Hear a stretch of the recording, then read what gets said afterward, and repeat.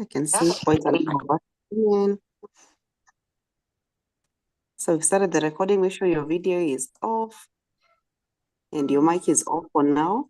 If you're probably not sharing or communicating. Yeah, good to see everyone.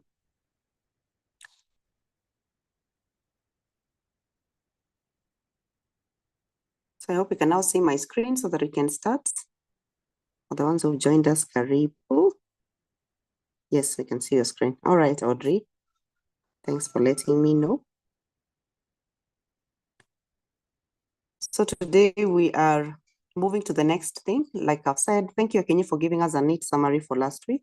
Last week we were looking at spices, and so those are the 6 zones where we were setting goals on our bold self-worth, because we were saying all those are weak links and we need to keep on growing in them. Let me keep on muting us. Please, when you come in, mute yourself, keep yourself muted, and then you can unmute when you want to share something. And today we are looking at our needs in terms of bold self-worth also involves being able to meet your needs, and especially meeting your needs in a functional way. And so that will be our conversation for today. And probably as you're thinking about it, this is the question for today that I want us to focus on. And the big question for our time today is, how do you meet your self-worth needs? And so I want us to first of all start by breathing in and out like we normally do. I want you to breathe in and breathe out. And before you breathe in and out, I hope you're sitting in a comfortable posture, and you can probably focus and concentrate for a few minutes. And so if you're not, maybe you can sit up nicely. Just make sure you're comfortable where you're sitting and how you're sitting. And then I want us to breathe in, and then breathe out. Breathe in and breathe out. Breathe in and breathe out. And then I want you to think about, what do you need? What have you been looking for? Even as you think about this year, what are you looking for? What are you looking forward to? And so we go back to last week. What are you looking for in those 6 areas? When you're thinking about meeting your own needs, what have you been looking forward or even looking forward to? Number 1, spiritually, what are you looking for? What are you looking for physically? What are you looking for intellectually? What are you looking for emotionally? What are you looking for socially? What are you looking for? And then also ask yourself, what is the price that you've been paying for what you're looking for? If you think about it, for example, in terms of money, do you feel like you get value for your money? Do you feel like as you're meeting your needs, you're meeting them in a life-giving way? Do you feel like it costs you more than you're willing to pay? Do you feel like you get good deals as you're looking for the things you're looking for in your life? And of course, do you feel like you get what you're looking for? Have you been getting what you're looking for?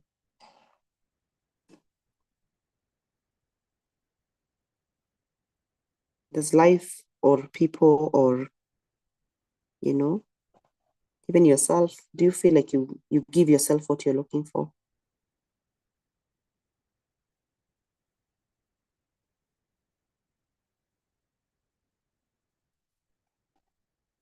And so I just want you to ask yourself how you have been meeting your self-worth needs.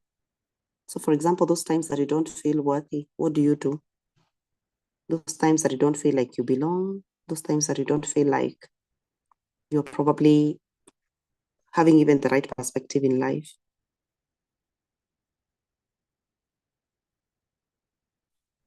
Those times that you probably feel less worthy, or maybe you don't accept every part of yourself completely. How have you been meeting your self-worth needs?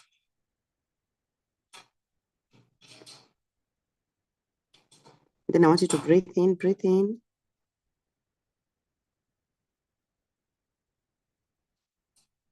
Breathe out. Breathe in.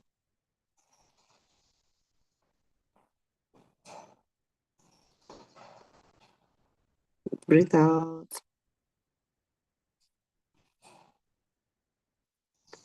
All right. And so I hope you brought your journal. We had said we'll be carrying our notebook so that we can be able to do a few notes as we have our conversation. So I want you to write down how you've been meeting your needs. And how I want you to do this, number one, I want you to look at how you've been meeting your needs in a functional way, or probably in a positive way, and how you've also been meeting your needs in a not so functional way. There's sometimes usually, like whatever I'm doing to myself, I'm hurting myself, I'm self-sabotaging, I'm not mindful to myself. And then of course, there's sometimes you feel like I really show up for myself, I really do my best for me. So how do you meet your self-worth needs? Number one, in a functional way, and the other part is in a dysfunctional way. We all know that sometimes we've tried to meet our needs in a way we hurt ourselves. For example, even as you think about meeting your emotional needs, do you feel like you do it in a functional way? For example, do you do people pleasing and, doormat? Like you try to give up your needs so that you can please other people so that you can meet your self-worth needs? Do you feel like you take everything lying low and other people walk all over you? In a way, you feel like whatever I do to myself is not fair. I don't treat myself kindly. I'm not nice to me. And then, of course, the other part is, there's sometimes we've done it in a positive way where you keep on asking yourself, what do you need? And you show up for yourself in a functional way. Maybe you get help. Maybe you've been going for therapy. Maybe you probably have conversations with positive people. Maybe you work out or you've been investing in your personal development, whatever it is. And so I hope we've taken a minute to journal on how we've been meeting our self-worth needs in a functional way. And of course, we've already done the dysfunctional way as well. So just make sure you list one. I want us to do this conversation when you are conscious. You're fully present, you're fully aware of what do I do to myself and what I do to myself, whether it's working or not. All right, so does anyone want to share probably what you've written in your notebook? How do you meet your needs in a positive way and probably not in a positive way? Does anyone want to share any insight you have? You can just share in the positive ways. Sometimes when we share, that is when people also learn how they do it on their end. Anybody?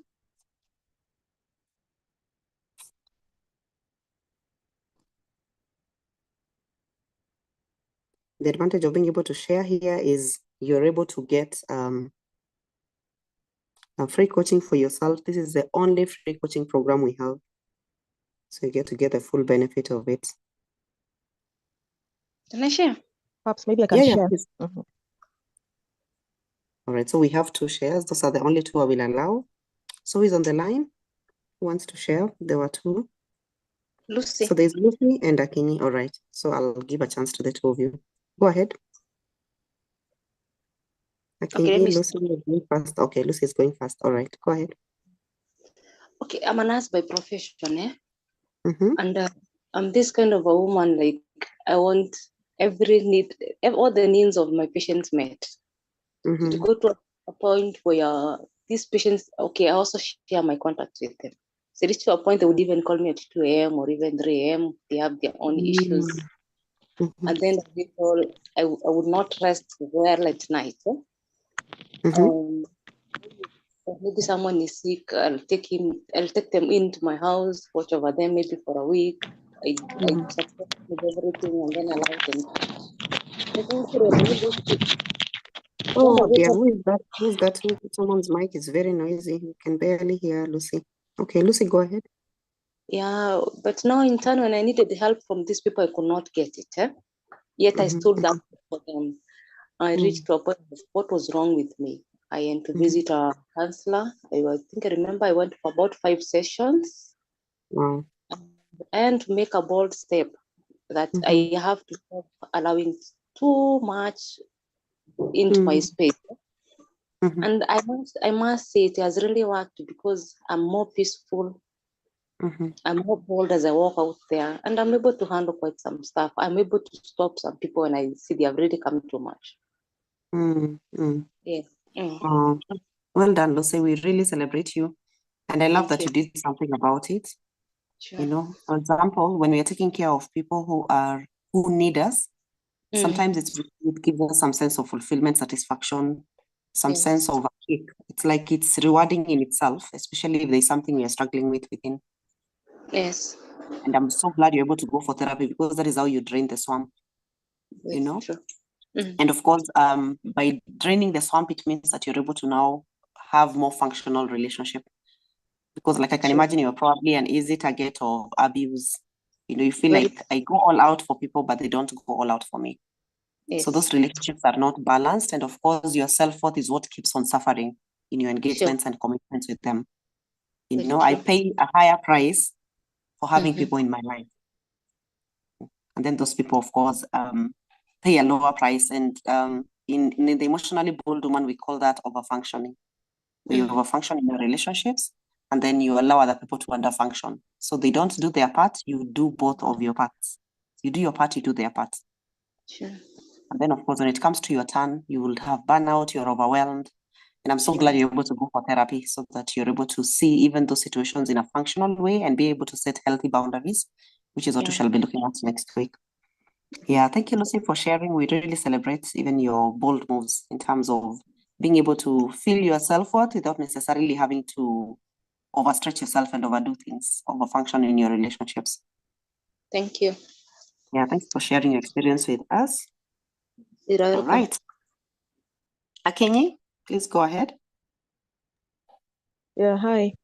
Hi. Just hi. Just as Lucy has said, I think it's a common thing. As women, we tend to ignore or put aside our needs for others.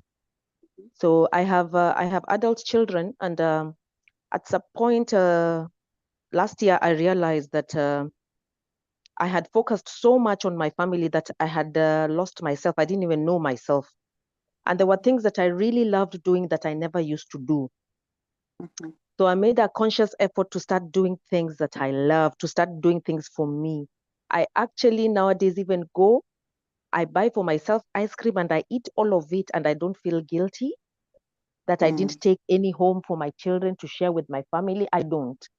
Because I would buy things, I see nice things. I was always thinking of either the husband or the child. I at some point I didn't even have new clothes, but my family was always happy and well settled. So I made a conscious effort to start thinking about myself. And now I do things that I love, and I've always been a farmer at heart. So I decided to go and start focusing on farming, and it's really giving me so much joy when I see the fruit of my labor. And at first, my family was saying, "Oh, no way, you can't do it. You won't be able to even cope. You come back." And I refused to listen to them. Please mute And now yourself I'm as you come in. Mute yourself as you come in. Who is that? Is it possible? Yeah, keep yourselves muted as you come in so that we can have a clear meeting. All right, go ahead. Mary, keep on muting people as they come in. Sorry, can you please go ahead? Yeah, so I'm now focusing on myself and doing things that I love, and I'm really connecting with myself, and I'm enjoying that.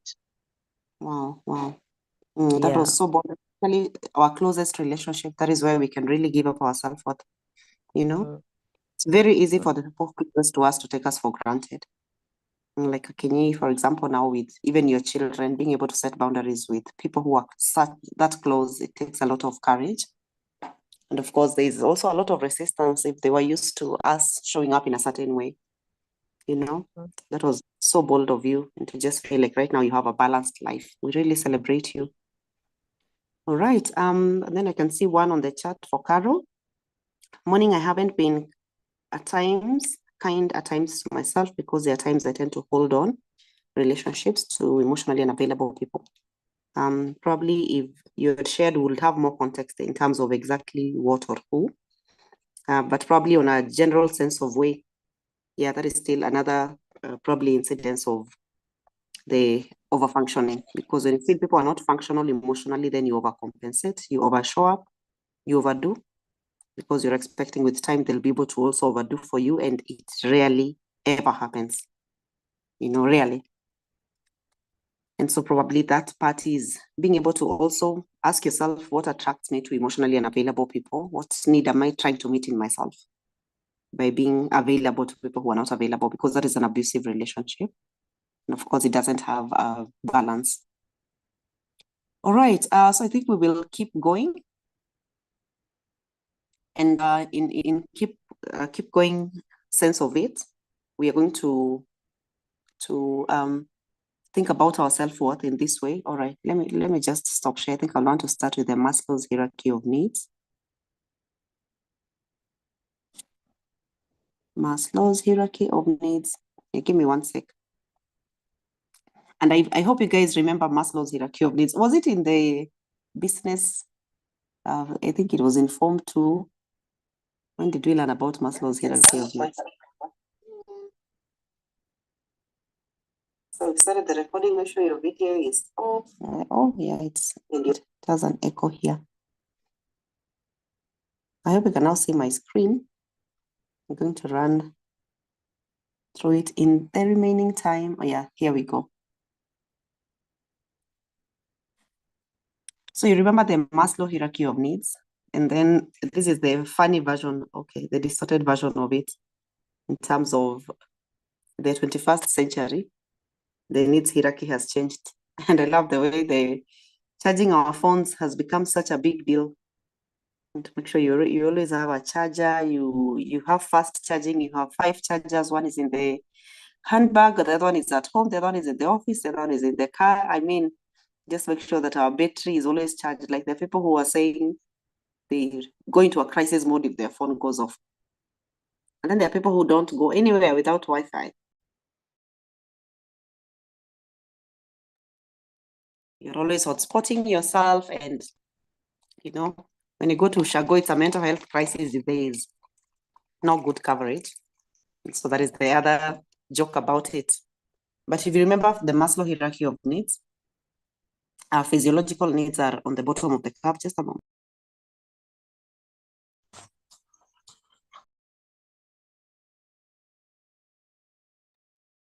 A bad cough.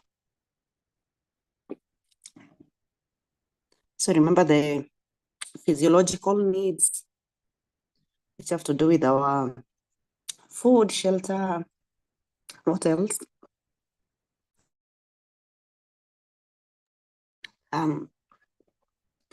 Housing, just the basic survival needs are on the lowest cadre of the Maslow hierarchy of needs. And then there's safety and security, which is our need to just feel like we are safe, we belong. And then the social need is our need for connection. And then there's esteem.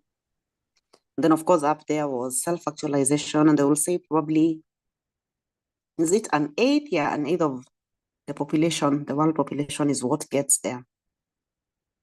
And self-actualization is being able to just live in that space of transcendence. Of course, transcendence is up there, where you probably have no needs. And so there's a guy called Tony Robbins. He's an amazing coach. I really love his vibe and his values. I just feel like he's one of my alignments. And Tony Robbins was like, it's possible for you to probably meet your physiological needs and safety needs and social needs, and of course, esteem needs and self-actualization needs, but those needs are not deeply met enough. Because, for example, physiological needs, if the economic situation changes, then it means that it doesn't matter that you are in self-actualization. It's possible for you to come back to survival mode again. Or sometimes also safety and security needs. You can feel like, I'm safe, I'm feeling secure. I'm feeling like probably my space doesn't have the turbulence and the crises, but at the same time, you just find yourself probably struggling with your social spaces, or sometimes even struggling with the physiological needs, much as we keep on going. So this, he was just like, Tony Robbins was like this Maslow hierarchy of needs doesn't have that reliability, that constantness, that probably you will be able to feel like you don't keep on going through the rat race of from below to the top, from below to the top. And so we're going to look at it today in a different way. Mary, please keep on muting guys as they come in. And still here we have a lot of noises. And so when we come to the Tony Robbins, these are the 6 needs that I want you to list down, the 6 human needs. So Tony Robbins kind of replaces the hierarchy of needs with this one, the Maslow's hierarchy of needs. And I really, really love this one. It's actually one of the best coaching tools I also use. I've adapted to it. And it's one of the, if you want to probably get a full perspective of it, especially in terms of deep wealth, there's a retreat we shall be having later in the year on the deep wealth retreat. This year we're having this month we're having the love challenge retreat. Especially we have relationships that are hurtful or they've been dysfunctional. We'll want to meet together, have a physical session, and just have a bold self-worth kind of a retreat. And so when you think about it, the need for certainty, the need for variety, significance, love, connection, growth, and contribution, these are needs we are trying to meet in our lives continuously. So I want you to just think about these 6 needs. I hope you've listed them down, because I want you to rate them as I explain them, so that you're able to say, like, this is my number 1, this is my number 2, and probably this is the need that I have right now in my life among these 6 human needs. So we're going to go through them systematically, and then you'll just see like which is your top one, which is your bottom one, which is your important one, which one is not. And so the 6 human needs. So number 1 is the need for certainty. Need for certainty. So I hope we've listed down need for certainty. A need for certainty is that need for consistency in your life. It's like you have a need for things to be stable. You want predictability in your life. You want to be sure about tomorrow. That is a need for certainty. And when you're thinking about the need for certainty, it's because in the concept of your belief, it's every time you're thinking about the future, you probably feel worried about it. And you're also in the need for certainty. You want to be able to get through your daily needs, even if certainty is an illusion. Like, for example, when there's instability anywhere, even in your relationships, you really get bothered. People who have a need for certainty, even in the morning you wake up and you get dressed up, go to the office, you still want to, you have that certainty as of this morning, I still have a job. Your certainty that the building is where it was when you left yesterday. Element of predictability in your day, and that need for certainty is so deep for some people in a way. When their life doesn't have stability, they really get disoriented. And some of us, even when you're thinking about our professional needs and everything, it's because you're hoping it will give you certainty. When you're thinking of relationships and friendships, you easily tend to look for things that are a bit certain, because you're looking for stability in life every time. And then, of course, there's also that aspect of the need for certainty. You want predictability in your life. You want consistency in your life. And every time you think about the 6 human needs, you're just thinking like, I just want to be sure. And it's such a deep need, high need. What is it informed about? Sometimes even your personality can inform a bit of your need. For example, when you're thinking about the type of temperament, I don't know whether we all know about the temperaments theory. So there's a temperament 6, there are 4 temperaments. There's sanguine, melancholic, choleric, and phlegmatic. Most of the times, people who have a very high need for certainty are introverts. They want to feel like they're a bit in control, a bit in charge. And so if we were thinking about it from that perspective, you'll think phlegmatics and melancholics are the ones who have a deeper need for certainty. They want predictability, they want security. So for you, even when you're making your decisions, let's go back to spices. You want spiritual certainty, you want physical certainty, even in terms of probably prolonging your life and thinking about the habits you have towards that. And then intellectually, you want stable career, you want stable businesses or anything that you want to do. You're just looking for a need for stability. And then, of course, when you're thinking about your need for certainty, you're also thinking of the need for commercially, you also want to see financial stability. You're trying to avoid probably whatever you went through as a child. You're like, I will never want to find myself here. Emotionally, you're also looking for stability. So sometimes even the way you'll meet your needs will end up being a bit dysfunctional because maybe you want that relationship at all costs. Even if it's dysfunctional, you just want certainty. For example, you want to just have this certainty that I'm married. I am in a stable relationship. I am probably committed in a long-term relationship. In a way, sometimes you don't look at the price that you're paying for it. And then, of course, when it comes to certainty, there's also that aspect of social, where you sometimes even keep a circle around you, circle of friends, and probably just relationships that are sometimes dysfunctional, but they meet your certainty needs. And so you just feel, oh, no, but they're here for me. Even if they're abusing me, they're here for me. Even if probably they are using me, they're here for me. At least they will never leave me. That is a need for certainty that is played out in a functional and, of course, sometimes in a dysfunctional way. And then number 2 is the need for variety. And the need for variety is people who love adventure, you take risks, you love unpredictability, you actually love the mystery of life, the fact that everything is not, the same way every day. And so you become bored when there is no variety in your life. Some of you keep on changing jobs, you can change careers frequently, you change friendships frequently because when they lack variety and they don't have this excitement, you just feel like I am done here. And then if you have too much variety with your life, of course, you'll feel overwhelmed. It's just like the spices. If you put in too much spices, then it means that that food will be more spices than food. But of course, people who have this need, they are also looking for excitement, adventure, surprise, And so, for example, it will reflect in terms of the color of things you have, the variety. People who have a need for variety, they even buy things they don't need just because they have a need for variety. And of course, when we shall be looking at stewardship next month, it will probably hit home. So if you have a very high need for variety, then it means that you are always looking for something new. And so that will inform probably your relationship and friendships choices. It will involve your career transitions. It will involve your priorities even in spending. You keep on going for vacations. You have different destinations every time. If you're buying things, different colors of the same thing, you're always looking for the latest thing in terms of the latest phone, the latest gadget, the latest, the latest. And so you'll think about the need for variety is met in that way. And so as we go, I want you to rate yourself in terms of, in a scale of 1 to 10, how is your need for certainty, number 1? And then in a scale of 1 to 10, how is your need for variety? Do you have a high need for variety, or is it something that is in control?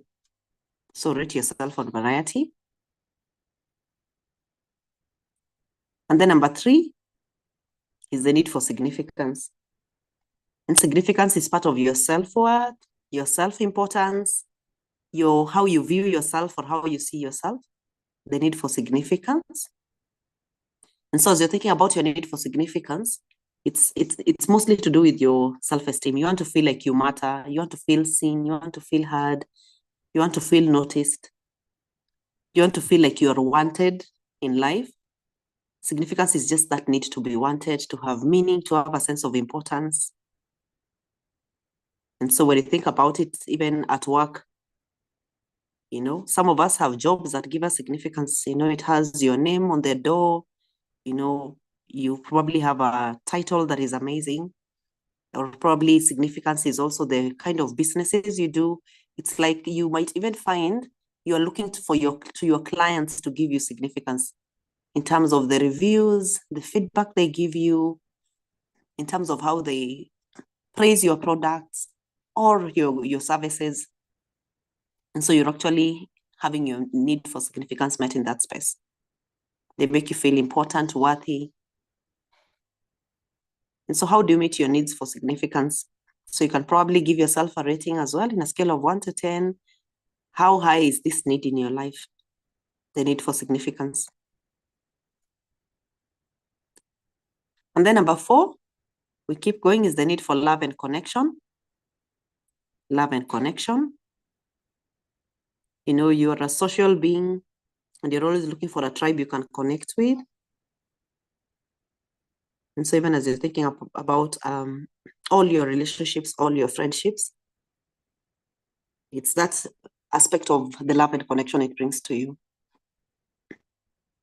And the reason I'm mentioning probably things like work, like business, it's because sometimes we can be subconsciously meeting these needs through those spaces. And sometimes we really find that we've given those spaces so much probably ratings in our lives in terms of how they make us feel about ourselves, how they define us.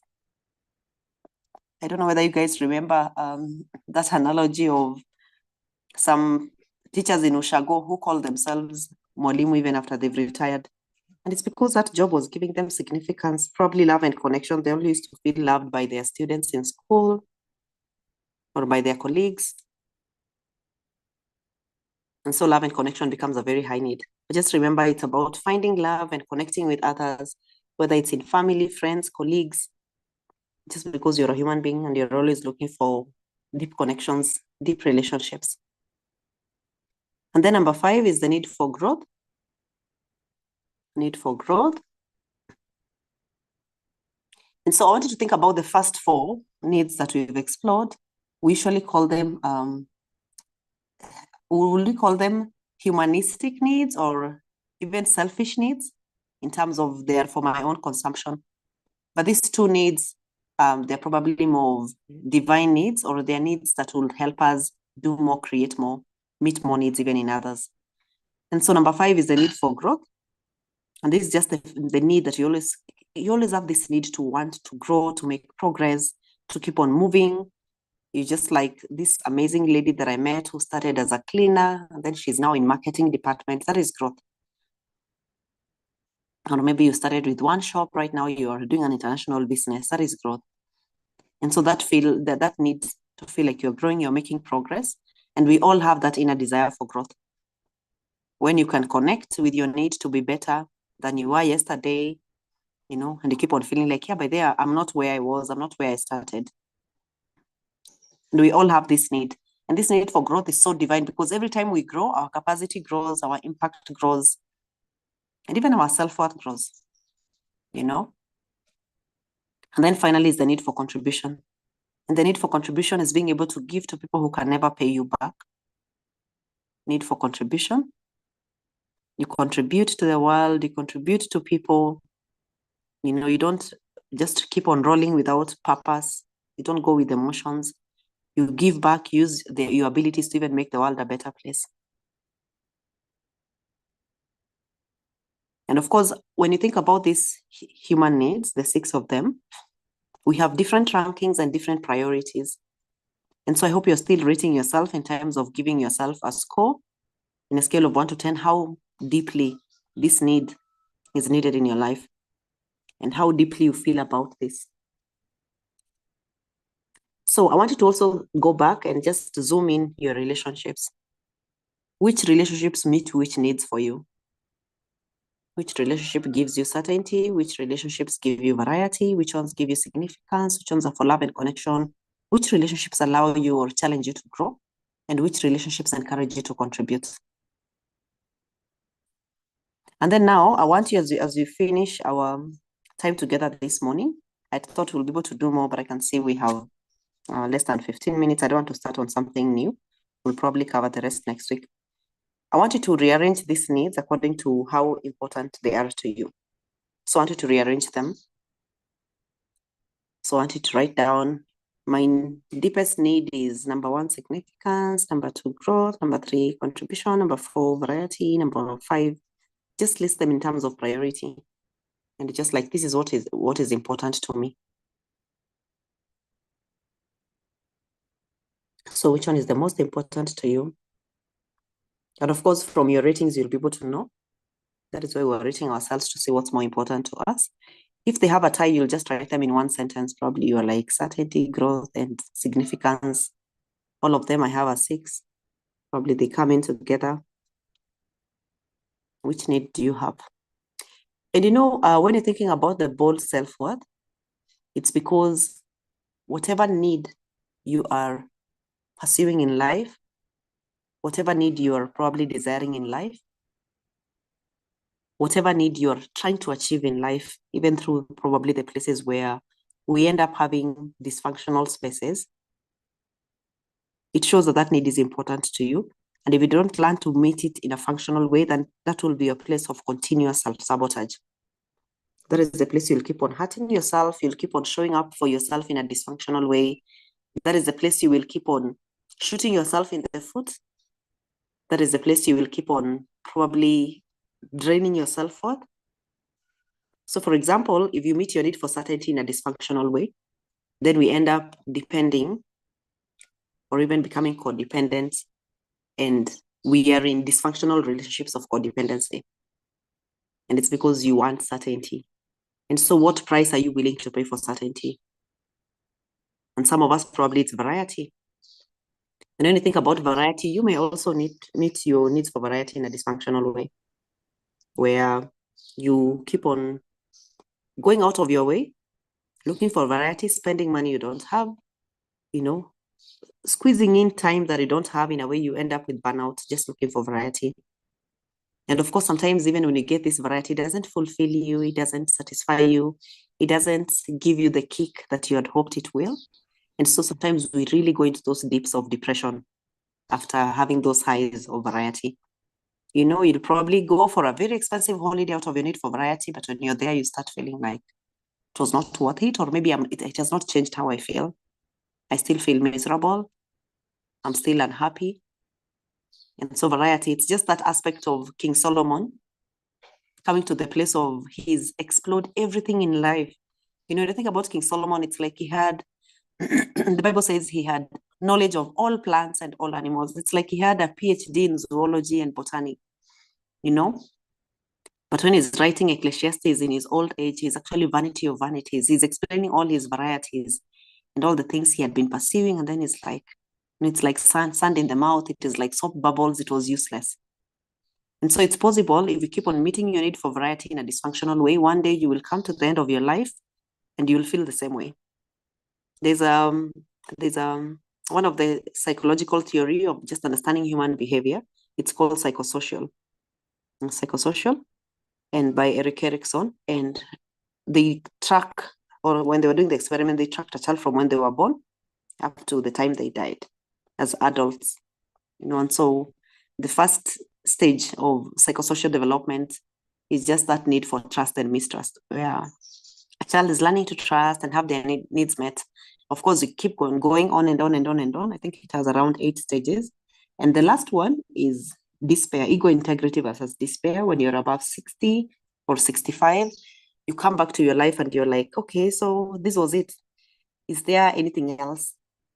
And then if you don't resolve your sunset years in a positive way, then you end up in a place called despair, where you just feel like you've lost meaning of life. You hate everything. You hate everyone. You just feel like my life was not worth it if you don't resolve it well. And then, of course, if you resolve it well, then you have something called ego integrity and wisdom, where you're able to look back and you've made peace with yourself and you're able to be wiser in terms of even how you guide and help other people. And so needs for variety will actually drive us to those limits. And then need for significance. Can you imagine when your significance is always dependent on someone else and something else? We shall look at that more next week, when you shall be thinking about the different terminologies that you need to understand as you're thinking about your bold self-worth. You need to understand self-care, self-worth, self-esteem. You need to understand self-acceptance. You need to understand self-awareness, all those aspects, so that you're meeting your significance needs in a positive way. And the need for significance is also being able to delegate your self-worth to someone else, which is very expensive and costly. Because when someone else determines your price, then, I mean, you'll just be like the dollar that keeps on going up and down. Of course, right now it's really up. So if it was a significance problem, right now it's really a good problem. But can you imagine if someone decides that you're $1 and tomorrow you're worth 60 bob, because that is how I feel about it. I mean, the dollar was 90 bob like over 10 years ago. Right now it's double that. It was actually 80 something. So right now it's double that at 163. And so you can imagine when your significance, your sense of self-worth and esteem and just your self-importance is in someone else's hands. Whether it's your boss who determines whether you're feeling worthy in your professional life, or maybe it's in marriage relationship or probably a dating relationship where someone else is determining your significance. And so if they decide today you're useless, then you go down the useless drain. Or maybe it's even some friendships that we have that are a bit dysfunctional. Or maybe it's your family of origin or your family of procreation. Maybe it's your in-laws. Who determines your significance and who gives them that permission? And so we shall be going for the Love Challenge Retreat, which shall be on the last Saturday of this month. These are the things we shall be unpacking in a practical way, where we take people that probably have hurt us or are hurting us through a challenge. And I'm really hoping you'll be there. We will share more details about this in the course of this week. And this is one of the things you can do for yourself so that you start having functional and healthy relationships with everyone in your life. And then the need for love and connection. If you're meeting it in a dysfunctional way, there are people who will easily manipulate you, where they really make you feel loved, but they're using you, and it's because they can see you're so desperate for love.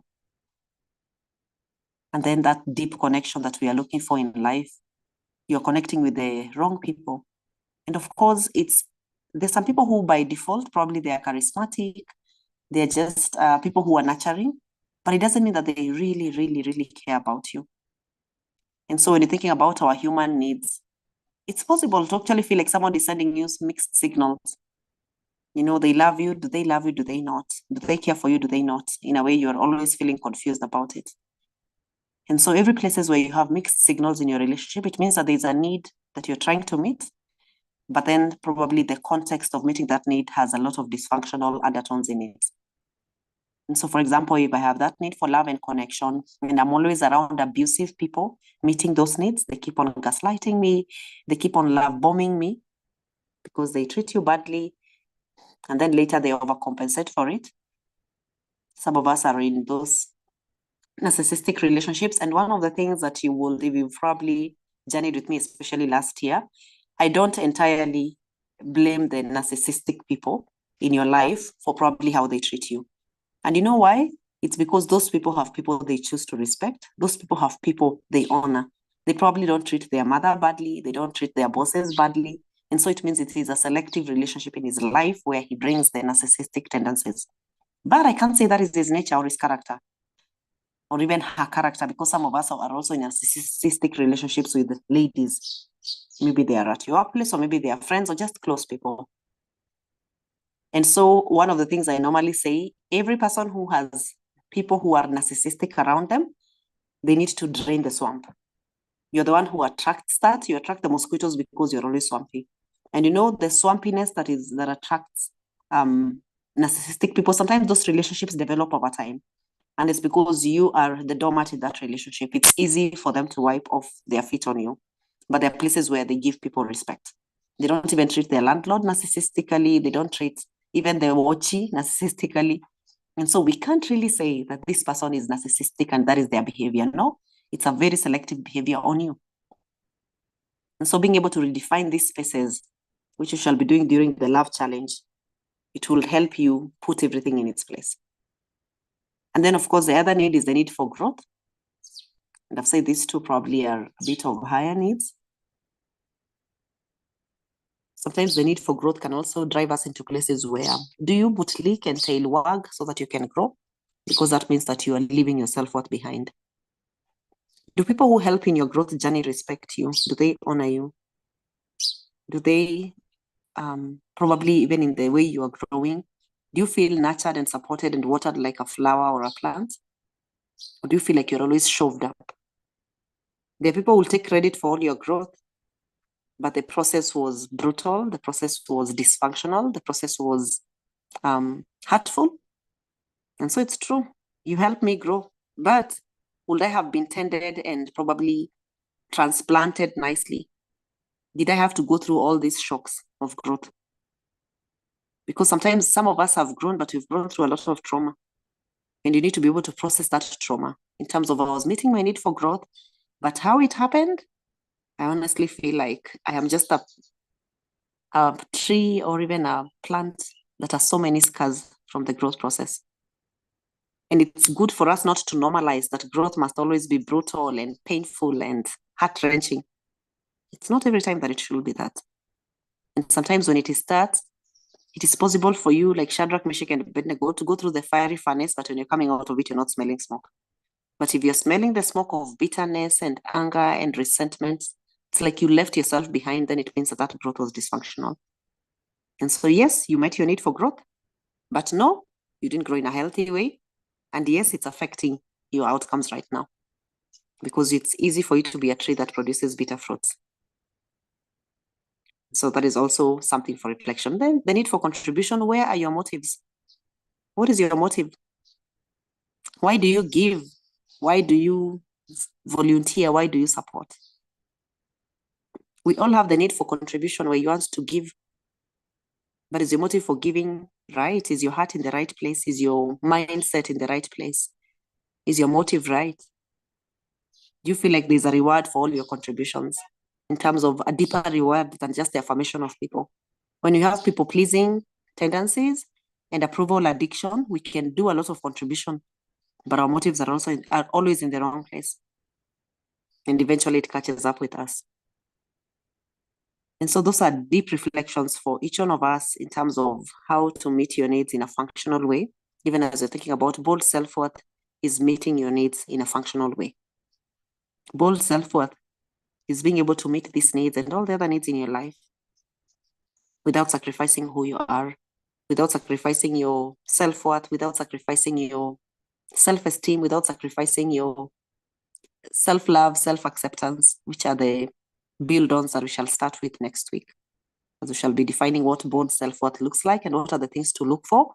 So we shall be looking at how and what, how to do it and what you need to do, or what you need to do and how you need to do it for it to be a functional space. I'm happy to take one question. I can see we are at 7:59. Do we have anyone who wants to ask anything before we call it a day? Or maybe you want to share something? And probably we can be sharing our take homes. What is your take home or what has stood out for you in this session? Feel free to share on the chat. What is your take home from today's session about meeting our needs in a functional way as the bold self-worth women, ladies? Anyone?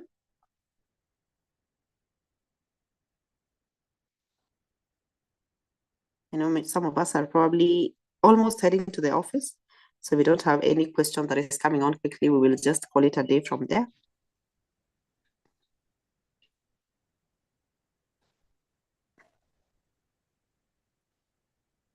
Akinyi, Sophie, do you want to ask something before we done? Meanwhile, let's share what is your take home. What is your take home? Let's share that. All right, go ahead, Sophie. Sorry, I'm not sharing anything. Thank you. All right, Akinyi, don't ask anything. No. It's been good. All right. Really looking forward to the continuation next week. Awesome. Yeah, so there's someone who sent a direct message of asking about the retreat. Yes, the retreat is on the last Saturday of this month, and that will be on 24th of February, which is next weekend. Yeah, and the charges are 5,000. Of course, we'll advise you on the venue. It's an all-day retreat.